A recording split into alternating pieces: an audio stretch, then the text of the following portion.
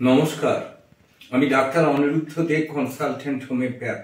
আজকে আমার ইউটিউব চ্যানেলে হিপারসালভ ইন অ্যানাল ফিশার নিয়ে আলোচনা করব। এখনো যারা আপনারা আমার চ্যানেল সাবস্ক্রাইব করেননি তাদেরকে চ্যানেলটি সাবস্ক্রাইব করার জন্য অনুরোধ রাখছি এবং ভিডিওগুলি শেষ পর্যন্ত দেখার জন্য আবেদন করছি। প্রয়োজনে 9434183198 যোগাযোগ করার জন্য বলে রাখছি। Anal fissure, hepar sulph in anal fissure. প্রতি মানুষেরই অনেক সময় কোষ্ঠকাঠিন্য দেখা যায়। That means IBS, irritable bowel syndrome, যেটাকে আমরা গোদা বাংলায় কোলাইটিসও বলতে পারি। পায়খানা পরিষ্কার না হওয়ার ফলে আমরা সকালে যখন পায়খানা যাই, ফ্রেশ হবার চেষ্টা করি, চাপ দিয়ে পায়খানা করতে যায়, ভেনগুলো সব ডিস্টেন্ডেড হয়। সেই জায়গাটা না হলেও পাশে কোনো জায়গা হঠাৎ চিরে যায় বা ফেটে যায়। ফেটে যাবার ফলে সে জায়গাটা দিয়ে রসপুঞ্জ কয়েকদিন বেরিয়ে তার প্রতি স্পেশাল অ্যাটেনশন নিলে জায়গাটা ঘা শুকিয়ে যায়।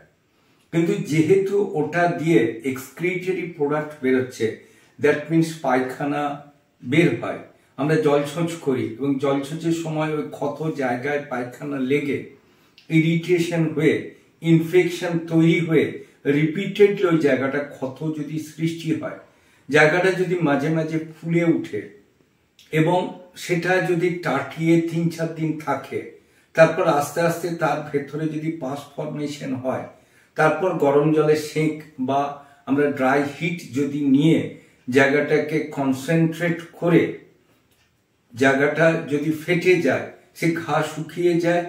আবার কিন্তু ওই যেহেতু এক্সক্রিটরি প্রোডাক্টগুলো বেরোচ্ছে, বারবার ওই জায়গাতে ফোঁড়া বা এই জাতীয় ফিশার হতে থাকলে তখন সেটাকে আমরা বলি অ্যানাল ফিশার। সারা ডিফিকাল্ট, ওটা অপারেশন করানো হয় অনেক সময়, সার্জারি। সেক্ষেত্রে কি হচ্ছে, যতটা ক্ষত তৈরি হয়েছে তার থেকে বেশি এরিয়া চিরে দিয়ে আস্তে আস্তে রিপেয়ার করে জায়গাটাকে ঠিক করা হয়। কিন্তু সব ক্ষেত্রে যে ফ্রুটফুল রেজাল্ট পাওয়া যায় তা নয়। এর মেন কারণ হচ্ছে, যদি রুগী ঠান্ডাতে ভোগে, that means susceptible to cold, অল্পেতে ঠান্ডা লেগে যাওয়া, কোষ্ঠকাঠিন্য যদি থাকে, পায়খানা পরিষ্কার না হওয়া, সর্দির জন্য তার গলা রিপিটেডলি ধরে যাওয়া, এবং সর্বোপরি যেটা হচ্ছে, যে জায়গাটা হচ্ছে সে জায়গাতে ধরুন একটা বয়াল বা কোনো ফোঁড়া বা কোনো জায়গা চিরে যেয়ে যেমন হয়, সেটা আস্তে আস্তে ফুলে উঠার পর পাস ফর্মেশন হওয়া, আস্তে আস্তে পুঁজ তৈরি হয়ে ফেটে যাওয়া, এবং যে অবস্থায় ওটা পুঁজ তৈরি হচ্ছে, যন্ত্রণার সাথে হালকা জ্বর থাকা, কোনো কোনো সময় হাই টেম্পারেচার হয়ে যাওয়া, চলাফেরা করতে অসুবিধা, বসার কষ্ট এবং পায়খানা বসা তো দূরস্থ।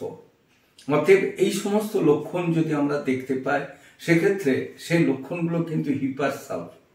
আমরা সেক্ষেত্রে হিপারসালভকে চিন্তা করে যদি দেখি এবং রুগী যদি সাসেপ্টেবল টু কোল্ড হয়, রিপিটেডলি গলা ধরে যায়, সর্দি কাশি ভোগে, পাস ফর্মেশন হলেও পাস সারতে চায় না, সেক্ষেত্রে কিন্তু আমরা হিপারকে চিন্তা করে থাকি। সেক্ষেত্রে এই লক্ষণগুলো অ্যানাল ফিশারের সঙ্গে থাকার ফলে আমরা হিপারসালভ পোটেন্সি হাই বা লোয়ার যেটা চয়েস করব দিয়ে কিন্তু অ্যানাল ফিশারকে আমরা রিকভারি করতে পারবো। তবে কখনোই নিজের রোগের নাম লক্ষণ জেনে, ওষুধ জেনে ব্যবহার না করে কোনো ডাক্তারবাবুর সুপরামর্শ মতো চললে আপনি খুব ভালো রেজাল্ট পাবেন। আমার চ্যানেল যদি আপনাদের ভালো লাগে, অবশ্যই লাইক করুন, শেয়ার করুন, কমেন্ট করুন, সাবস্ক্রাইব করুন। প্রয়োজনে 9434183198 যোগাযোগ করুন। ভালো থাকুন, সুস্থ থাকুন। আরেকবার আমি ফোন নাম্বারটা বলছি, ওভারল্যাপিং হবার ফলে 9434183198। ভালো থাকুন, সুস্থ থাকুন।